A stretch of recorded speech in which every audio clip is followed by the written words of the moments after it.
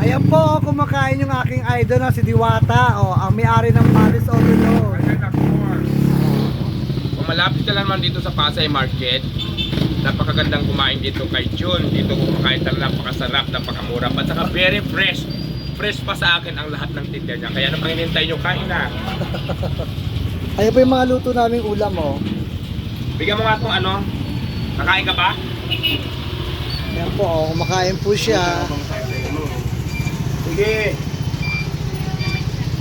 Bigyan mo muna anak, kakain siya. Para makauwi na ko sa akin, no? Wala rin ako tatatbang dito, no? Tama na, piling. Hindi nga, kahit sakay mo ko sa bus, man. Sabi mo, kain ko nung tayo sa ticket, man. Gusto mo wala ka ng ticket? Oo. Hindi mo, hindi mo. Eh. Salamat, man. Ayan, meron pang humingi ng tulong kay kay idol Ito sa Pili, friend ko ito matagal na. Ayan. Kaya lang mas choice na kasing ganyan. Oo. So ngayon yung isa na pamasahe, mabait naman tayo sa Grand 10. Ayan po dito po yan sa tindahan ko. Tumulong po si Diwata para sa pamasahe ng kanyang kaibigan. Huwag ka lang umiyak bakla, kumain. Ayan.